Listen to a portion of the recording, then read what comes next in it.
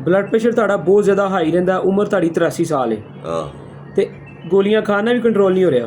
ਨਹੀਂ ਇਹ ਪਹਿਲੇ ਨਹੀਂ ਸੀ ਖਾ ਰਹੇ, 8-10 ਦਿਨ ਤੋਂ ਪਹਿਲੇ 8-10 ਦਿਨ ਤੋਂ ਖਾ ਰਹੇ। ਹਾਂਜੀ ਜਦੋਂ ਉਹਨਾਂ ਨੂੰ ਪਤਾ ਲੱਗਾ ਨਾ ਕਿ ਬਲੱਡ ਬਹੁਤ ਜ਼ਿਆਦਾ ਗਾੜਾ ਹੋ ਗਿਆ, ਇਸ ਵਜ੍ਹਾ ਤੋਂ 10 ਦਿਨ से खा रहे हैं। 8-10 दिन कब्ज ਹੁਣ ਬਲੱਡ ਪ੍ਰੈਸ਼ਰ ਹਾਈ ਗੋਲੀ ਨਾਲ ਵੀ ਕੰਟਰੋਲ ਨਹੀਂ ਹੋ ਰਿਹਾ। ਨਹੀਂ ਵਜ੍ਹਾ ਕੀ ਹੁਣ ਕੰਟਰੋਲ ਇੱਕ ਵਾਰੀ ਹੁੰਦਾ ਫਿਰ ਦੁਬਾਰਾ ਫਿਰ ਹੋ ਜਾਂਦਾ। ਦੁਬਾਰਾ ਫਿਰ ਥੋੜਾ ਜਿਹਾ ਕਿਉਂ ਹੁੰਦਾ ਬਾਰ-ਬਾਰ ਦੁਬਾਰਾ ਉੱਪਰ ਨੀਚੇ ਕਿਉਂ ਜਾਂਦਾ, ਉੱਪਰ ਜਾਂਦਾ ਜ਼ਿਆਦਾ?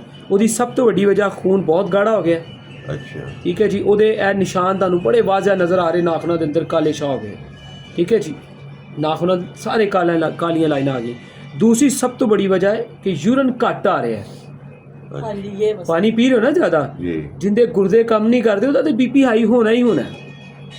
ਯਾਨੀ ਕਿ ਗੁਰਦੇ ਸਲੋ ਕੰਮ ਕਰ ਰਹੇ ਆ, ਯੂਰਨ ਰੁਕ ਕੇ ਆ ਰਿਹਾ। ਪਾਣੀ ਜ਼ਿਆਦਾ ਪੀ ਰਹੇ ਹੋ ਨਾ ਤੁਹਾਡੇ ਬਕੌਲ, ਵੈਸੇ ਪਾਣੀ ਲੋਕ ਘੱਟ ਪੀਂਦੇ ਨੇ, ਮਗਰ ਹੁਣ ਤੁਸੀਂ ਇਸ ਲਈ ਪੀ ਰਹੇ ਹੋ ਕਿ ਖੂਨ ਗਾੜਾ ਹੋ ਗਿਆ ਤੇ ਕਿਹਾ ਹੈ ਜੀ ਪਾਣੀ ਜ਼ਿਆਦਾ ਪੀਓ, ਮਗਰ ਪਾਣੀ ਜ਼ਿਆਦਾ ਪੀਣ ਦੇ ਬਾਵਜੂਦ ਵੀ ਪਿਸ਼ਾਬ ਘੱਟ ਆ ਰਿਹਾ ਜੀ।